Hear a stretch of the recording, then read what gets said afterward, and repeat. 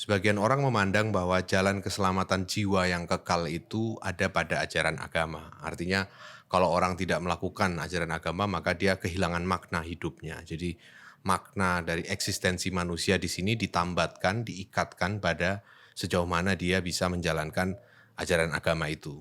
Lalu bagaimana dengan orang yang tidak mengenal konsep Tuhan? Apakah lalu hidupnya menjadi tidak bermakna, tidak ada harganya sama sekali, sia-sia belaka, atau bagaimana? Dalam video ini saya akan menunjukkan bahwa bagi orang yang tidak mengenal konsep ketuhanan sekalipun, dia tetap bisa memaknai jalan keselamatan yang kekal itu melalui jalan kesenian, jalan keindahan.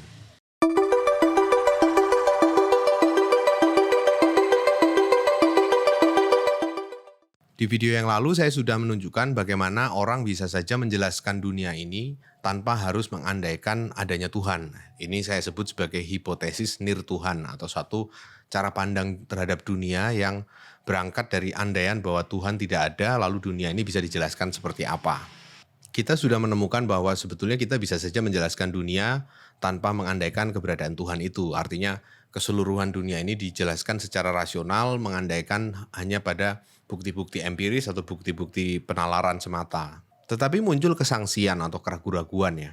Sekalipun orang itu bisa menjelaskan seluruh dunia ini secara rasional, mengandalkan bukti empiris dan penalaran matematis, katakanlah seperti itu, dia tetap saja tidak memiliki akar dalam pengertian makna hidupnya gitu. Jadi bagaimana dia bisa mengalami hidupnya sebagai sesuatu yang dia bisa nyaman dengan itu, gitu. Bisa bertahan di hadapan segala macam kekacauan hidup, di hadapan segala macam tantangan-tantangan yang dia terima itu. Itu kan sesuatu yang berbeda lagi ya. Ini bukan hanya perkara penalaran, bukan hanya perkara kesesuaian dengan temuan ilmu alam, tetapi bagaimana kita dengan diri kita sendiri ini berhadapan dengan dunia ya.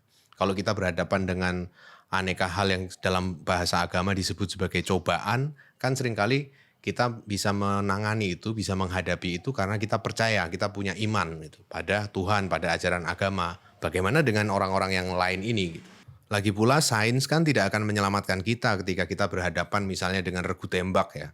Kita mau dihukum mati di hadapan regu tembak itu, kita bisa saja mengingat semua rumus fisika tapi kita tetap takut gitu. Sedangkan orang yang percaya pada Tuhan di hadapan momen seperti itu dia bisa berani gitu, bisa menghadapinya dengan keteguhan hati, dan ini sesuatu yang hilang ya di dalam menurut dugaan sebagian orang itu di dalam perspektif hipotesis nirtuhan yang tidak mengandaikan keberadaan Tuhan tadi gitu. Di sini kelihatan bahwa sains itu tidak bisa digunakan untuk menjawab segala macam tantangan hidup ya. Dia bisa digunakan untuk mengatasi misalnya pandemi, mengatasi krisis ekonomi, mengatasi krisis politik dan seterusnya, itu menggunakan sains itu masih bisa. Tetapi kalau kita sebagai individu berhadapan dengan dunia, berhadapan dengan kekacauan itu, rasanya sulit kita hanya mengandalkan postulat-postulat sains atau temuan-temuan sains yang paling terpercaya sekalipun. Apa hubungannya fakta bahwa bumi itu berputar mengelilingi matahari dengan fakta bahwa besok saya akan diusir dari kos-kosan karena tidak bisa membayar uang kos-kosan? Contoh lainnya, kita percaya bahwa bilangan bulat positif lebih besar dari satu itu adalah bilangan prima atau hasil perkalian antar bilangan prima. Ini adalah suatu hal yang disebut sebagai teorema fundamental aritmatika. Gitu. Kita percaya itu, tetapi apa kontribusi dari kepercayaan terhadap teorema fundamental matematika ini bagi kenyataan bahwa saya besok akan mati karena kanker misalnya? Di hadapan momen kematian itu, apakah teorema fundamental aritmatika bisa meneguhkan keyakinan saya? Gitu? Apakah fakta bahwa air adalah H2O bisa meneguhkan keyakinan saya bahwa saya besok bisa bertahan hidup atau bertahan menjalani kematian dengan sebaik-baiknya gitu. Ini adalah hal-hal yang tidak bisa dijawab oleh sains ya. Pergulatan eksistensial di hadapan hidup ya. Pergulatan eksistensial yang selama ini dengan mudah bisa dipecahkan oleh keyakinan pada adanya Tuhan ya. Kalau Tuhan itu ada dan kita adalah makhluk yang diciptakan oleh Tuhan, maka semuanya sudah diatur ya. Kita tinggal menjalani dengan tabah seperti itu. Jika demikian, apakah kemudian orang yang menganut hipotesis nirtuhan atau orang yang berusaha menjelaskan keseluruhan dunia ini tanpa mengandaikan keberadaan Tuhan itu kemudian pasti tidak bisa menjawab permasalahan yang tadi itu, pergulatan eksistensial, tantangan hidup sehari-hari, masalah-masalah yang muncul di dalam pergulatan yang langsung dari hari ke hari. Apakah ada keselamatan di luar iman kepada Tuhan? Ini kan sebetulnya duduk perkaranya ya. Bagaimana kita menjalani hidup ini, memaknainya dan menghadapi segala macam gangguan-gangguan atau rintangan yang dilemparkan hidup kepada kita dan kita tetap bisa bertahan. Itu soalnya. Bagaimana kita memaknai semua itu. Dan kalaupun sains secara langsung tidak memberikan jawaban, sebetulnya sains itu punya semacam saudara sepupu ya. Saudara sepupu dari sains inilah yang memberikan jawaban. Dan itu adalah seni atau pengalaman keindahan dalam arti yang luas. Bagaimana mungkin keindahan menggantikan iman dalam upaya kita untuk menghadapi tantangan hidup sehari-hari? Jalannya adalah sederhana sebetulnya. Kalau kita mengalami suatu keindahan, keindahan di sini kan bukan hanya sekedar keindahan dalam pengertian kita mendengar musik bagus, ngelihat lukisan bagus atau melihat pemandangan alam yang indah dalam pengertian yang konvensional seperti itu ya, bukan itu, tapi suatu keindahan yang membuat kita itu berani hidup gitu. Ini adalah satu jenis keindahan yang saya maksud.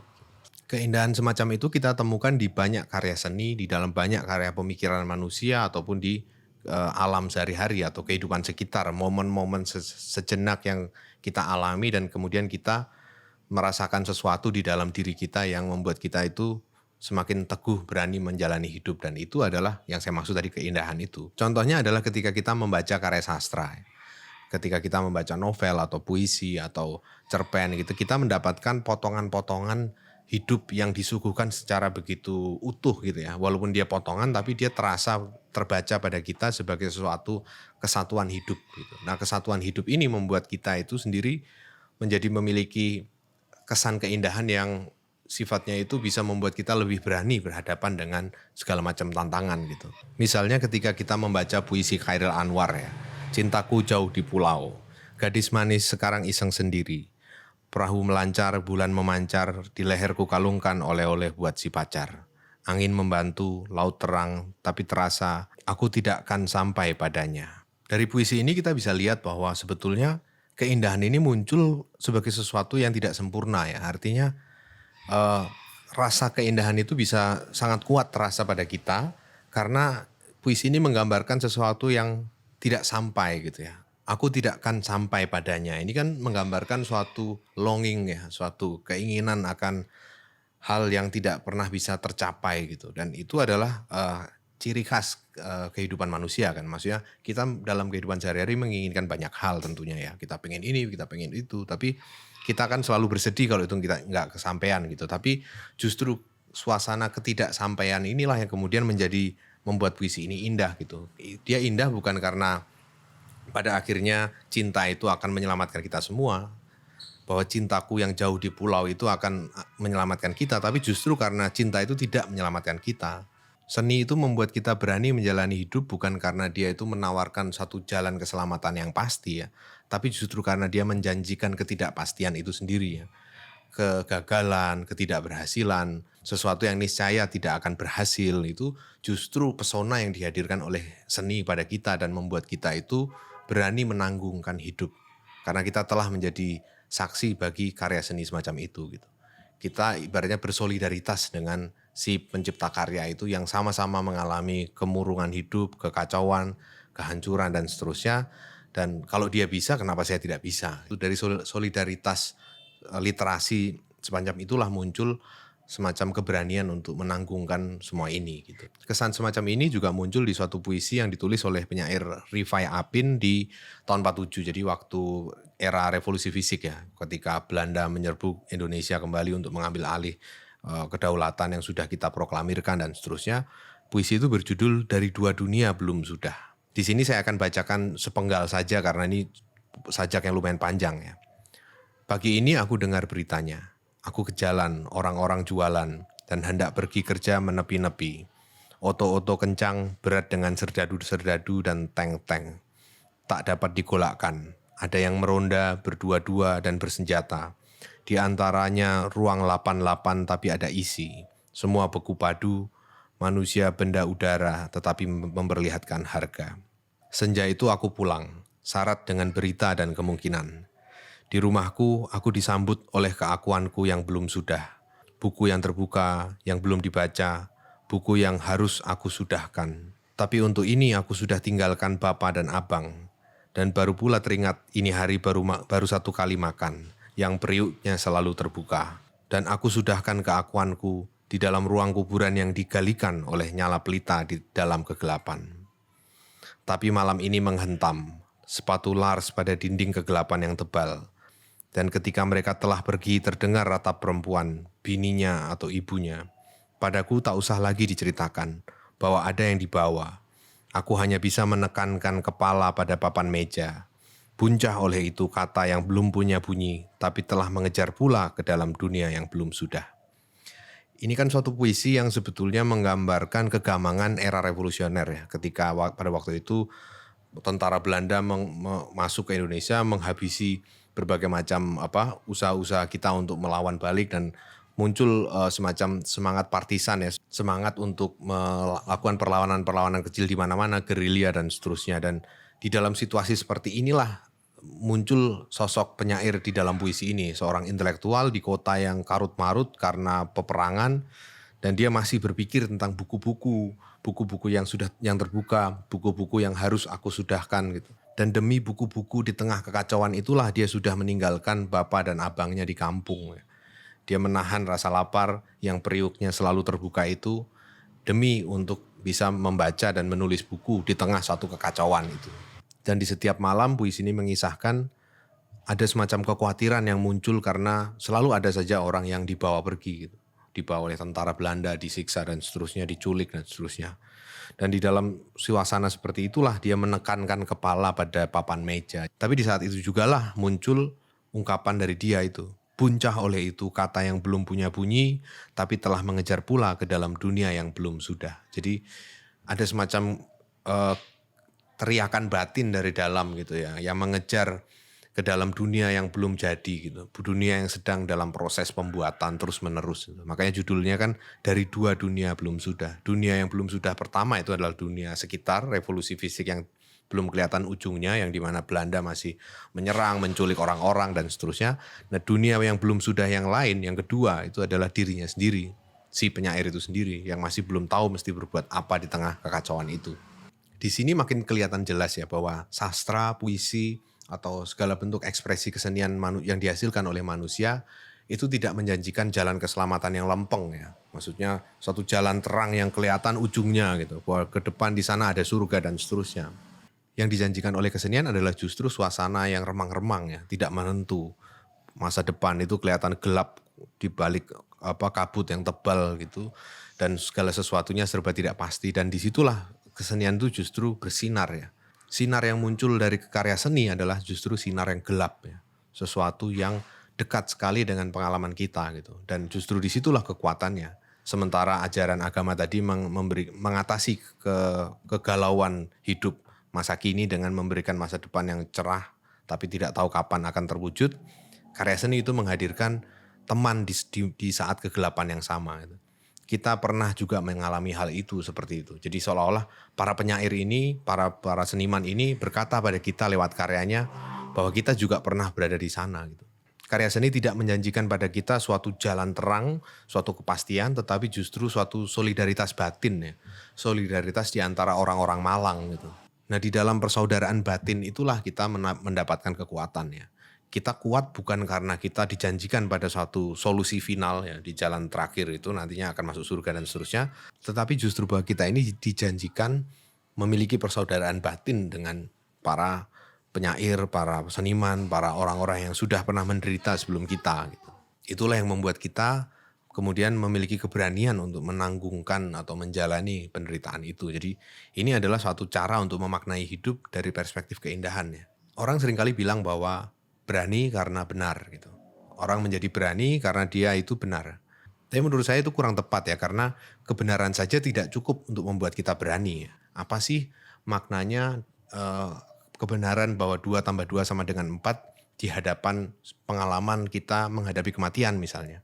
Apakah kemudian tadi itu ya, yang keyakinan matematis kita itu akan membuat kita lebih berani menjalani hidup atau seperti apa? Dan ini yang kemudian tidak bisa dipecahkan oleh kebenaran semata gitu. Yang tepat menurut saya adalah justru berani karena indah. Orang itu bisa berani karena orang itu bisa mengapresiasi keindahan gitu. Orang itu bisa punya solidaritas batin dengan para pencipta keindahan, memiliki hubungan sifatnya rohani dengan segala macam perasaan manusia gitu. Inilah yang membuat kita berani menanggungkan segala sesuatunya, karena toh di hadapan pengalaman paling buruk sekalipun kita punya keyakinan bahwa sudah ada yang pernah menjalani sebelum saya dan mereka toh bisa menjalani sampai akhirnya mati gitu. Kesadaran semacam ini juga muncul dalam khasanah sastra dunia ya, misalnya dalam lakon Hamlet yang dikarang oleh William Shakespeare. Lakon ini bercerita tentang Pangeran Hamlet, seorang pangeran dari Denmark yang ayahnya itu dibunuh oleh pamannya sendiri dan pamannya kemudian menikahi ibunya dan seluruh kerajaan itu dikuasai oleh si paman yang sekarang menjadi raja itu.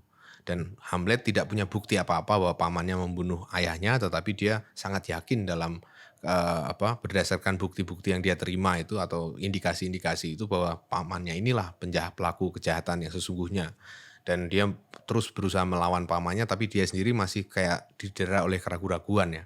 Ketidakpastian tentang nasibnya sendiri, apakah dia bisa melawan pamannya, atau apakah betul pamannya itu yang melakukan itu. Jadi ada semacam kebimbangan yang sangat khas manusiawi gitu, sangat khas manusia gitu. Nah dalam situasi ini dia terus terombang-ambing ya, antara mau mengambil tindakan sekarang juga melawan pamannya atau menunda itu karena perhitungannya belum pas atau ada bukti yang belum berhasil dikumpulkan dan seterusnya, atau dia sendiri tidak yakin, jadi selalu ragu-ragu antara iya atau enggak gitu. Nah dalam kegampangan khas manusia ini dia suatu kali menonton suatu pertunjukan troubadour ya teater keliling ya yang tiba di Elsinore dan memainkan suatu pertunjukan bertajuk Kejatuhan Negeri Troya. Di situ lewat pertunjukan itu si Hamlet itu melihat bagaimana si pemeran Hecuba, istri Raja Priam itu adalah rajanya Troya yang dihancurkan oleh bala tentara Yunani. Itu bisa memainkan peran Hecuba itu, istri Raja Priam itu dengan begitu memikat ya. Artinya dia bisa seperti seolah-olah dia itu adalah Hecuba. Dia menangisi keruntuhan menara Ilion itu seperti seolah-olah dia melihat langsung menara itu. Dan pada momen ketika pertunjukan itu selesai, Hamlet itu seperti disadarkan pada dilema yang dia hadapi ya. Bagaimana seorang yang bukan apa-apanya Hecuba, bukan apa-apanya Raja Priam, bisa menangis histeris memainkan peranan itu gitu. Seolah-olah dialah si Hecuba itu. Sedangkan Hamlet sendiri yang adalah dirinya sendiri tidak bisa menangis, tidak bisa mengambil keputusan apa-apa terhadap paman yang membunuh ayahnya itu. Dan itulah yang kemudian membulatkan tekad Hamlet untuk betul-betul melawan pamannya. Kalau Hecuba aja bisa diperankan oleh si aktor ini, seolah-olah si aktor ini adalah Hecuba itu sendiri dan dia menangisi kematian suaminya Raja Priam ketika menara Ilion itu runtuh. Bagaimana mungkin aku yang adalah Hamlet tidak berbuat apa-apa, tidak bisa merasakan apa-apa ketika pamanku mengambil alih tahta, membunuh ayahku dan seterusnya. Jadi ini adalah contoh bagaimana keindahan itu menerbitkan keberanian ya. Ketika kita melihat sesuatu yang indah, melihat karya seni, kita tuh masuk ke dalam satu solidaritas batin dengan orang yang dinistai di zaman dahulu gitu. Orang yang dilumpuhkan, orang-orang yang menderita, orang-orang yang sama-sama bertahan, dan kalau mereka saja bisa bertahan, kenapa aku tidak, kenapa aku masih bimbang gitu. Apalagi yang harus aku tunggu gitu. Jadi keberanian itu tumbuh karena kemampuan mengapresiasi keindahan itu gitu. Dan ini adalah apa yang mungkin bisa disebut sebagai semacam agama literasi lah, atau spiritualitas literasi lebih tepatnya. Jadi suatu spiritualitas yang tumbuh karena kita mengkonsumsi berbagai macam produk literasi gitu. Karena kita mendalami berbagai macam aspek perasaan manusia, melihat dari sudut pandang orang lain, mendalami produk-produk seni budaya dan seterusnya, kita kemudian terasah kepekaan atas keindahan itu sehingga kita pun menjadi berani ya. Dalam arti bahwa orang yang sudah melihat keindahan yang sebegitu menyakitkannya, orang itu nggak akan mati sebetulnya. Orang itu akan tentu saja secara fisik mati, tetapi dia nggak akan dibuat takut, dibuat pusing oleh kematian, oleh kesusahan, karena dia sudah memiliki privilege untuk melihat keindahan itu secara langsung. Itulah sebabnya dalam sastra yang penting itu bukanlah mana kata-kata yang indah atau mana puisi yang menang penghargaan tahun ini, tetapi yang penting adalah dengan kata-kata seperti apa aku harus hidup. Manakah karya sastra yang mengandung kata-kata yang dengannya aku bisa hidup, bisa menanggungkan sampai dengan kematianku nanti gitu. Dan ini adalah pertanyaan yang hanya bisa dijawab oleh seni. ilmu pengetahuan tidak bisa menjawab persoalan ini ya. Ilmu pengetahuan hanya bisa memberikan pilihan-pilihan ya. Pilihan-pilihan dalam pengertian kalau kamu melakukan ini nanti maka akan menghasilkan ini dan seterusnya. Jadi hukum sebab akibat itu yang dieksplisitkan lewat ilmu pengetahuan. Tetapi ketika kita mau bertanya atau mau menjalani hidup seperti apa, memilih secara langsung, pilihan kita ini tidak hanya didasari pada apa ya informasi atau ya apa yang mengemuka sebagai hasil dari ilmu pengetahuan, tetapi unsur-unsur yang tadi itu, yang sifatnya kata-kata yang bisa aku jadikan pegangan sampai dengan kematianku gitu. Jadi dengan kata-kata seperti apakah aku harus hidup? Dengan kata-kata seperti apakah aku harus mati? Ini yang menjadi pilihan estetik ya, yang saya sebutkan sebagai pilihan estetik yang mendasari makna hidup ya. Makna hidup itu bisa dijelaskan tanpa mengandaikan jalan iman Tuhan dan seterusnya, asalkan kita punya sehimpun kata-kata yang kita pilih berdasarkan pilihan estetika kita terhadap apa yang kita anggap indah gitu. Dan kata-kata itu harus cukup kuat membekas dalam batin kita agar kata-kata itu betul-betul bisa menemani kita sampai dengan mati gitu. Itu bisa kata-kata, bisa citraan visual, bisa momen-momen yang kita kenang di dalam hidup atau di dalam hidup orang lain atau di dalam karya drama dan seterusnya, karya seni secara umum gitu. Dan semua ini yang membuat kita itu berani menjalani hidup dan memaknainya sebagai suatu keutuhan ya. Bukan sebagai suatu yang maknanya kita tambatkan atau kita jangkarkan pada sesuatu yang datang nanti yang kita sebut sebagai surga dan seterusnya. Inilah cara hipotesis nir Tuhan itu memaknai hidup, yaitu melalui spiritualitas literasi.